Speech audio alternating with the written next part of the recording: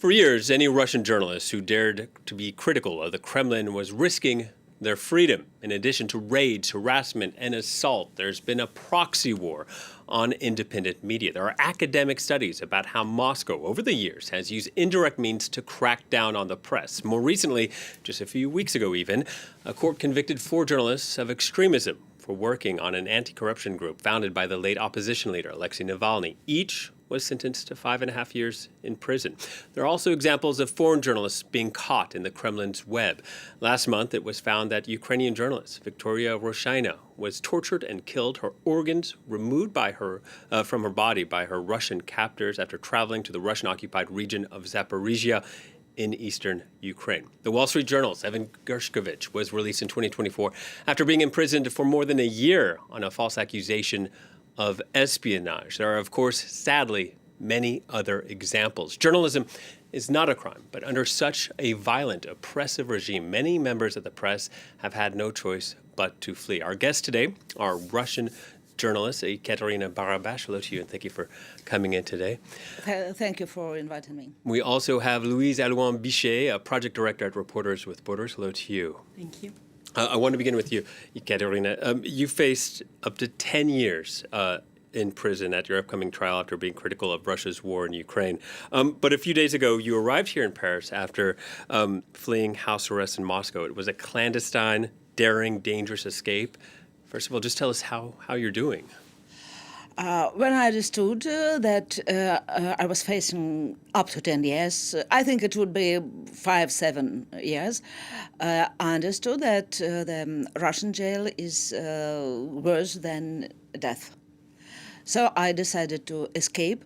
I was, by the way, lucky because the court gave me home arrest because of my very old mother.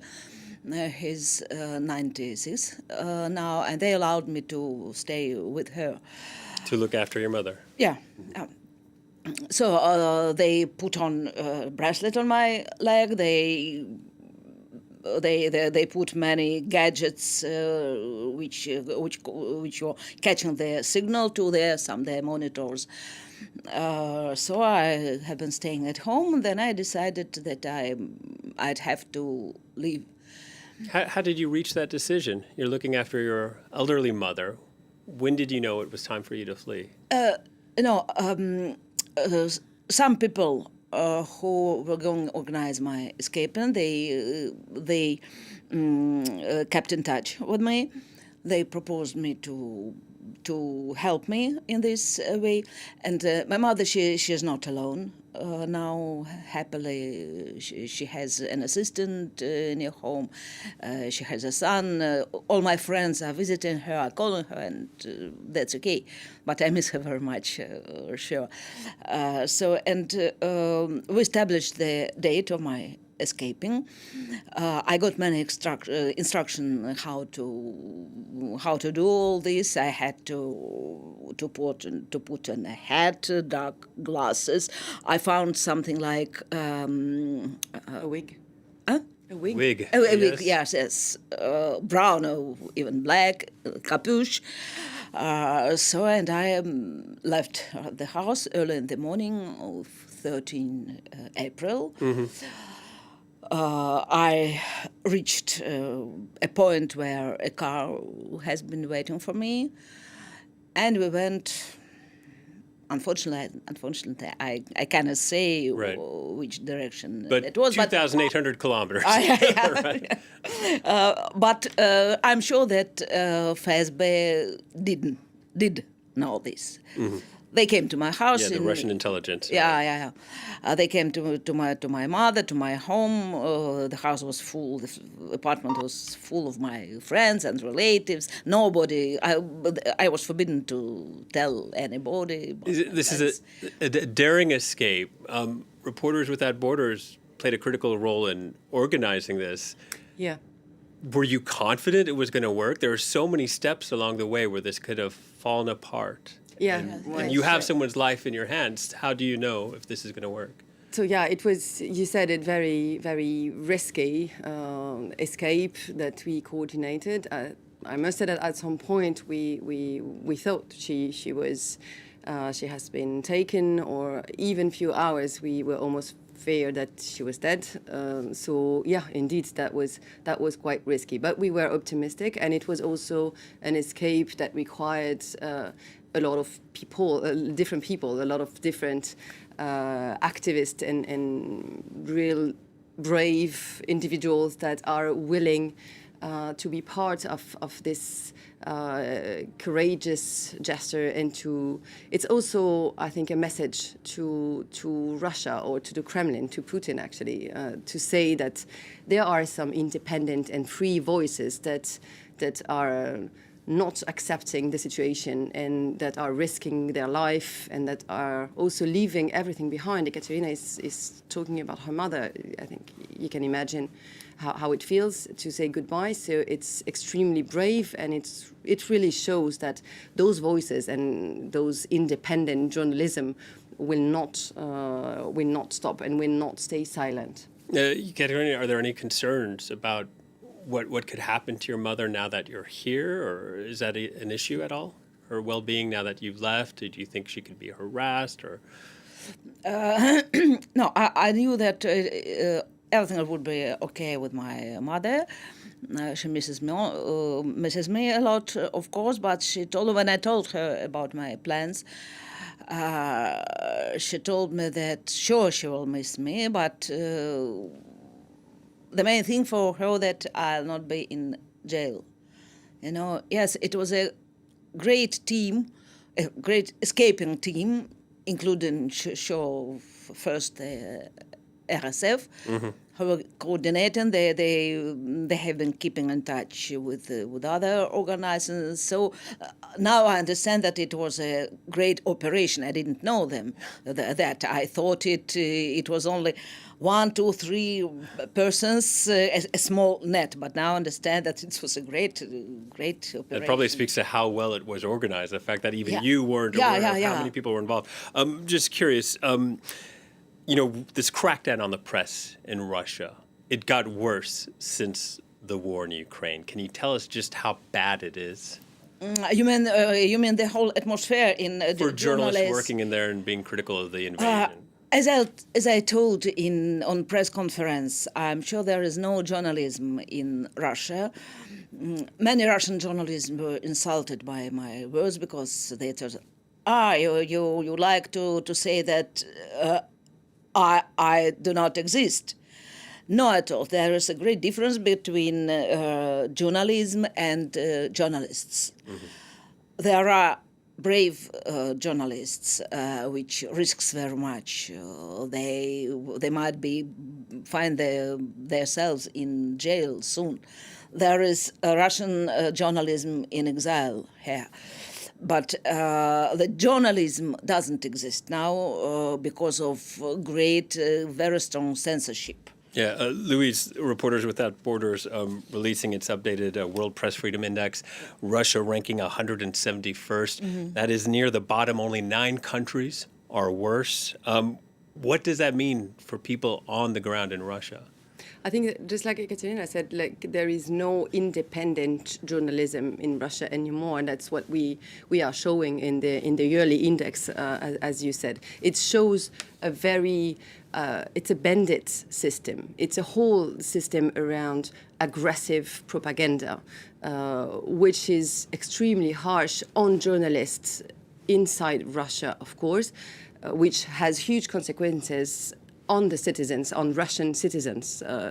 And it's happening inside Russia. It's also happening outside Russia. This aggressive propaganda is also very much alive in Balkan country, but also in a wider scope.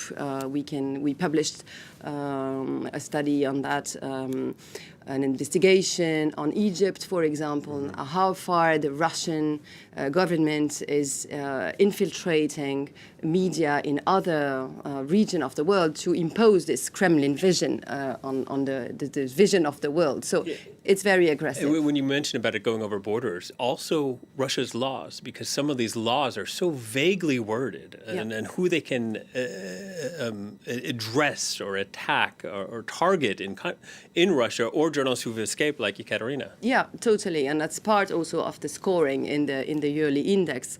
Again, this is why I'm calling a bandit system. It's really criminal. There is no legal ground to target people. Ekaterina was labeled as foreign agent, for example. This is very insulting, first of all, but it's also not documented, and it doesn't have, again, a real legal framework. It's very insulting, but there's also a lot of really good journalists that have carried that. So ironically, it's also become a badge of maybe you're doing something right.